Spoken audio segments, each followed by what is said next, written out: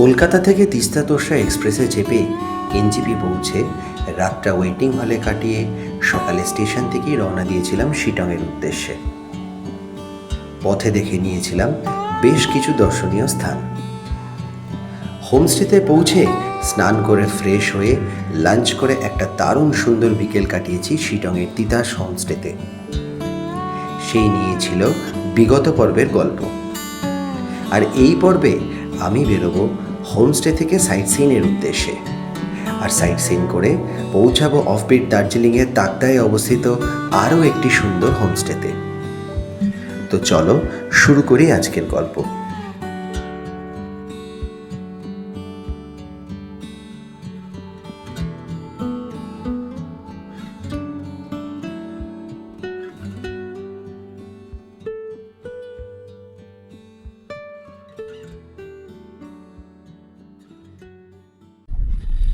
Good morning everyone, welcome back to my channel once again. আজকে check out করেছি এই শিলং থেকে, শিলংয়ের এই হোমস্টে তিতাস হোমস্টে থেকে। ওই পুরো নামটা আমার ঠিক মাথায় থাকে না, ওই তিতাসই বলছি। তো এখান থেকে চেক আউট করলাম, চেক আউট করে এখন কোথায় যাচ্ছি, এখন বিভিন্ন পয়েন্ট ঘুরবো। তো এই ভিডিওটা সেটা নিয়েই থাকছে। প্রথমে যাচ্ছি মহলদিরামে, ঠিক আছে। অনেকগুলো স্পট ঘোরার আছে, আজকে ঘুরে তারপরে তাকদায় যাব, সেটা নিয়ে আবার আরেকটা ভিডিও থাকবে, ঠিক আছে। তো চলো এখন যাত্রা শুরু করেছি, 10:30টায় স্টার্ট করলাম। দেখি সমস্ত স্পটগুলো ঘুরতে কতক্ষণ লাগে।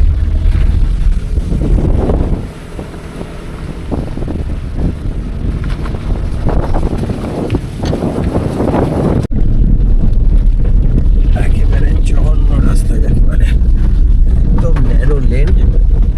দেখো বৃষ্টির জন্য স্পিডটা বেশি হচ্ছে।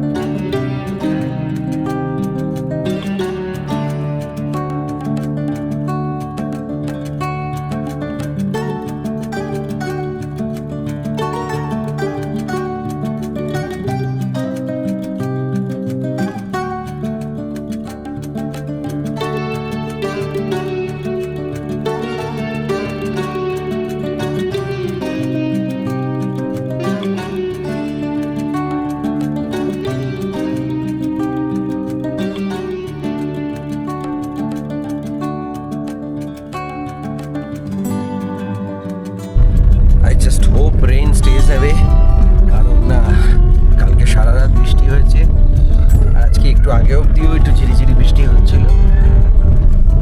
জাস্ট মানে কি বলবো, 5 মিনিট আগে রোদের দেখা পেলাম একটুখানি, বেশ ঝলমল করে রোদ উঠেছিল, আবার এখন 4-5টা ঢেকে গেছে। পাহাড়ে তো এরকমই, ঠিক আছে। এটাই পাহাড়ের বিউটি, এটাই পাহাড়ের মজা, এই রোদ, এই মেঘ, এই বৃষ্টি। তো যাই হোক, রাস্তাটা একদমই ভালো না, একদমই ভালো না, একেবারে আমার ভাষায় ঝেঁকানাকা রাস্তা, ঠিক আছে।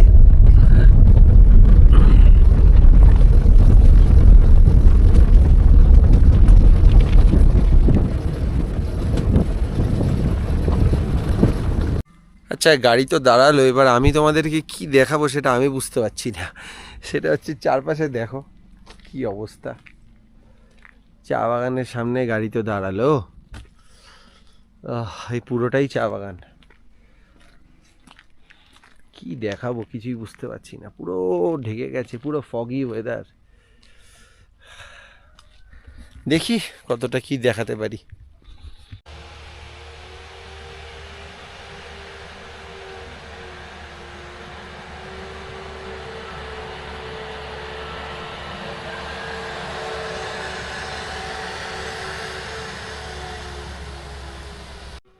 দেখো, দর্শকদের তো চিট করতে পারবো না, যে একটা পরিষ্কার সময়ের মহলদিরামের ফুটেজ দিয়ে দিলাম, তো এরকম কিছু করতে পারবো না। তো যেটা আমি দেখছি সেটাই তোমাদের দেখাচ্ছি। এই যে দেখো টি গার্ডেন, কিন্তু কতটা বুঝতে পারছো বুঝতে পারছি না আমি, যে তোমরা কতটা বুঝতে পারছো। ক্লিয়ার থাকলে ভালো লাগতো। দু সাইড জোড়া চা বাগান, এই যে দেখো এদিকেও চা বাগান আর এদিকেও চা বাগান। তো আনফর্চুনেটলি কতটা ভালো তোমরা বুঝতে পারছো জানি না।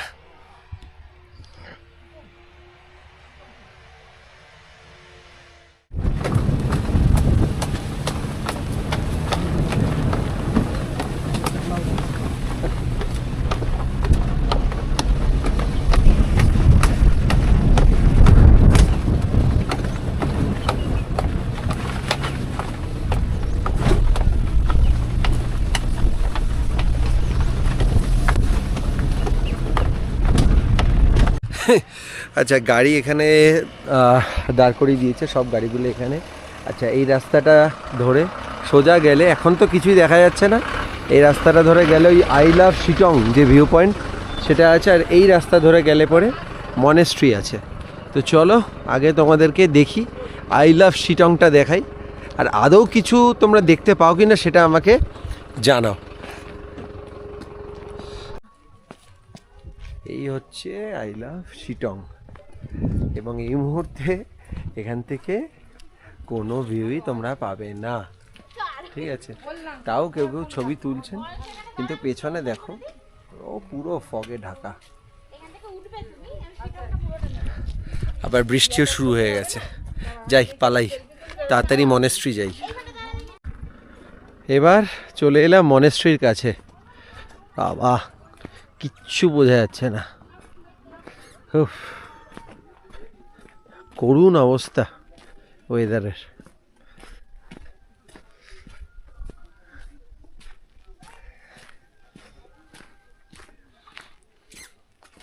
একটা ছোট্ট কিউট মনেস্ট্রি।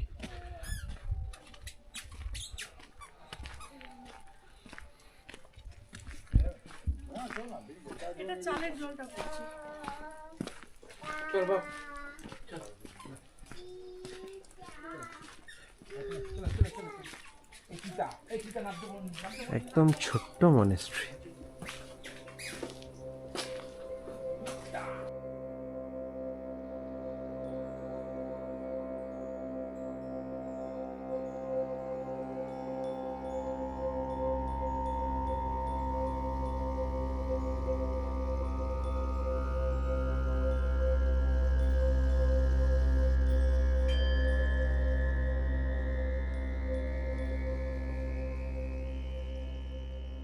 আচ্ছা, মনেস্ট্রি তো সবসময় সুন্দর, বুদ্ধাজির দর্শন হলো, কিন্তু ব্যাপারটা হচ্ছে এরকম অন্ধকারে রাখা কতটা ঠিক আমার মনে হচ্ছে কারেন্ট নেই এখানে। সামনে যে বাল্বটা আছে ওটা দপদপ করছে, কারণ এরকম অন্ধকারে কিন্তু আমি দেখিনি সচরাচর। মনে হচ্ছে কারেন্ট নেই, আর রাখতেও নেই এরকম। চলো যাওয়া যাক এবার পরবর্তী গন্তব্যে, যেটা হচ্ছে মনে হয় নামথিং পোখরি।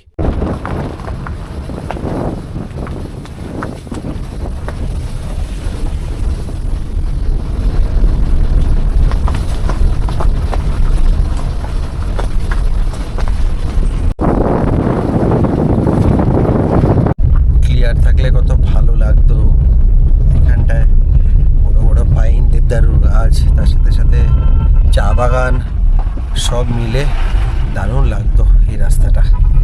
বাট ওয়েদার সব শেষ করে দিয়েছে। খারাপ লাগছে এটা ভেবে, আমি দেখতে পেলাম না, তোমাদের দেখাতে পারলাম। চলে এলাম Namthing Pokhri biodiversity heritage site.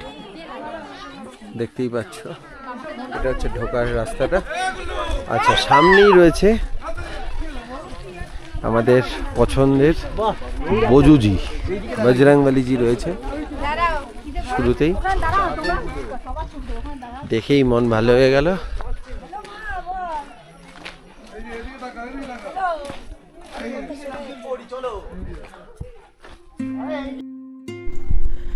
Darjeeling জেলার শিল্পু পাহাড়ে নামথিং পোখরি অবস্থিত। সমুদ্রপৃষ্ঠ থেকে ৪,৫০০ ফুট উচ্চতায় অবস্থিত হওয়ায় নামথিং পোখরি একটি ঋতুভিত্তিক স্থান। আমি যখন গেছিলাম তখন নামথিং পোখরিতে জল ছিল না বললেই চলে। দার্জিলিং পাহাড়ে একটি বিরল ও অপ্রচলিত আকর্ষণ হওয়ার পাশাপাশি এটি বহু বিরল প্রজাতির উদ্ভিদ ও প্রাণীর আবাসস্থল।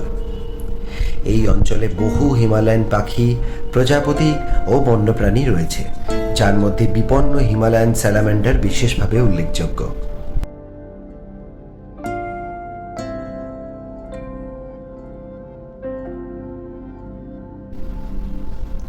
ভারী বর্ষার সময় এই হ্রদের জলের গভীরতা প্রায় ৩.৫ মিটার এবং আয়তন ১০,০০০ বর্গমিটার পর্যন্ত বেড়ে যায়। বর্ষা বিদায় নিতে শুরু করলেই হ্রদের জলের স্তর দ্রুত শুকিয়ে যেতে শুরু করে। অক্টোবর মাসের শেষে হ্রদে জলের কোনো চিহ্নই খুঁজে পাওয়া যায় না।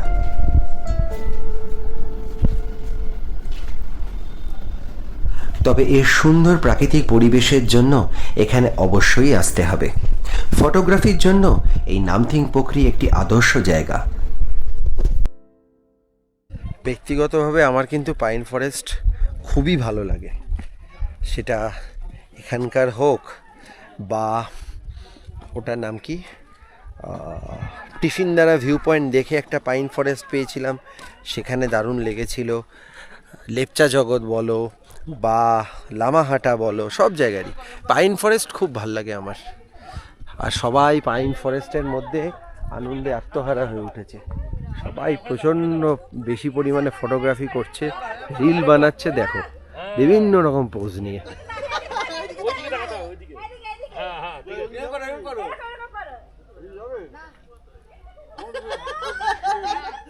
কাল থেকে আজ অবধি যতগুলো স্পট দেখলাম তার মধ্যে ওই যোগীঘাট খুব ভালো লেগেছিল, আর এই নামথিং পোখরিতে আসতেই হবে।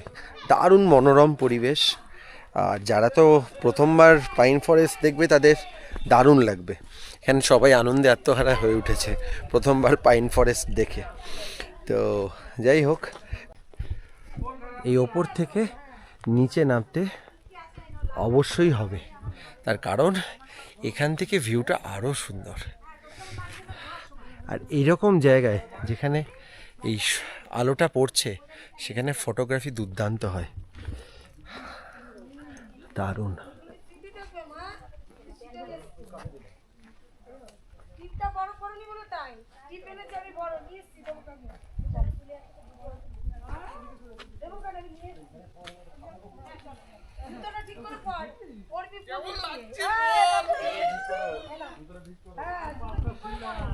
এই স্পটটা দারুণ। আচ্ছা, তোমাদেরকে আর নিচে নেমে দেখাচ্ছি না, কারণ এখানে বর্ষার সময় এলে পরে তোমরা একটু জল দেখতে পাবে। এখন বিন্দুমাত্র জল নেই, দেখো পুরো শুকিয়ে গেছে, একদম ভরা বর্ষায় আসতে হবে। এই হচ্ছে পুরো ব্যাপার।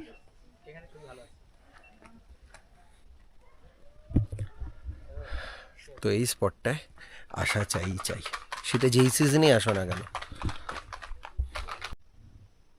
এই যে কি অবস্থা দেখো, এখন লেকের বিন্দুমাত্র জল নেই, কিন্তু চারিপাশে সবুজের সমারোহ আছে, সেটা চাইলে তোমরা দেখতে পারো।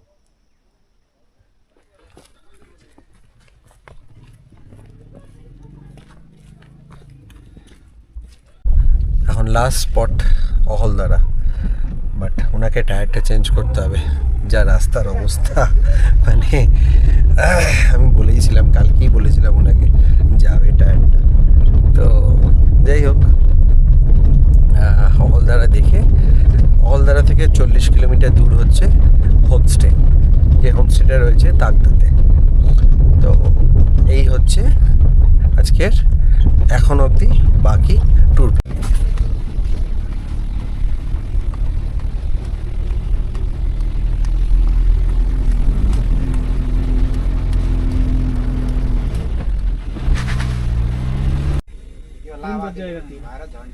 আচ্ছা, এই হচ্ছে অহলদারা চেকপোস্ট, ঠিক আছে? এই অহলদারা চেকপোস্টে গাড়ির জন্য টিকিট করতে হয়, 50 টাকা গাড়ির টিকিট লাগে। पंचर বাট हो गया टायर। ওনারা নিজেরাই বলছে যে যাওয়া মানে বেকার, কিচ্ছু দেখা যাবে না, আজকে কিচ্ছু দেখা যাবে না, তার যাচ্ছি না, हाँ, ঠিক আছে। रामा So- साई ने हटाया तो ইভেনচুয়ালি কি হচ্ছে, উই আর গোয়িং ব্যাক। তো এখন আগের যে স্পটটা আছে ওই স্পটের কাছাকাছি বোধহয় উনি টায়ার চেঞ্জ করার অপশন পেতে পারেন।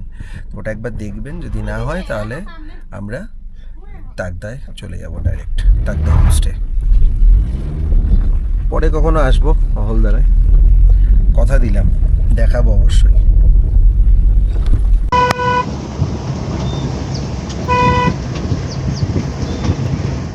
দাঁড় করিয়েছি তার বিশেষ একটা কারণ আছে, কারণ এরকম অসময়ে কপাল ভালো 2-4টে কমলা লেবুর দেখা পাওয়া গেল। এই যে দেখো, তো আমাদেরকে একটু জুম করে দেখাই, এই হচ্ছে অরেঞ্জ গার্ডেন।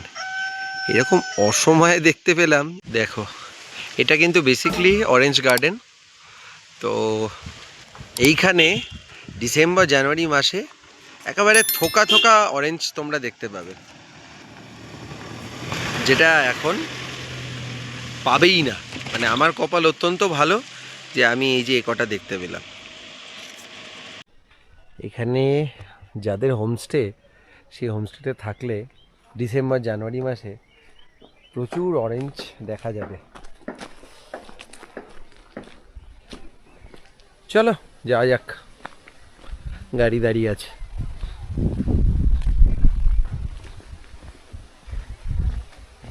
এই রাস্তাটা দেখে একটা রাস্তার কথা মনে পড়লো। তোমরা এতদিনে বুঝেই গেছো আমি একটা জায়গা দেখে সবসময় একটা জায়গার কথা মনে করি।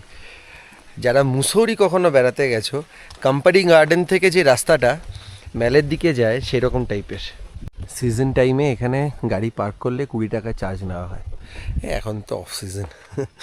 যাই হোক, যাওয়া যাক।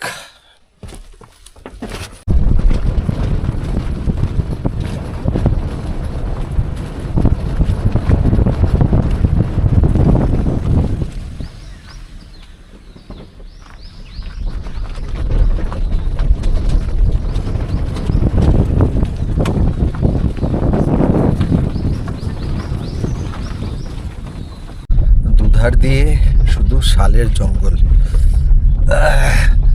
তাই ভাবলাম তোমাদেরকে একটু দেখাই, একটু ভিডিওটা অন করে দেখাই।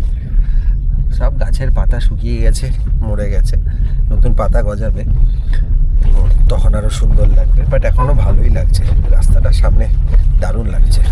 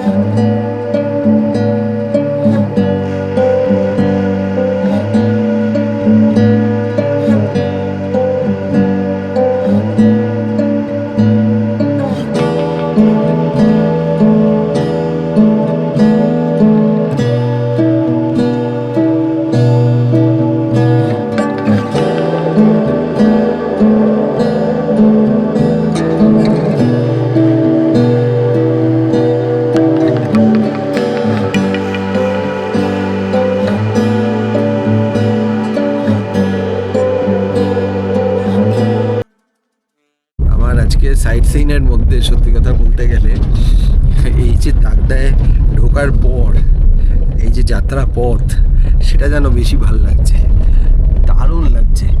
দুদিক দিয়ে রাস্তার দুদিক দিয়ে চা বাগান, অসম্ভব সুন্দর লাগছে।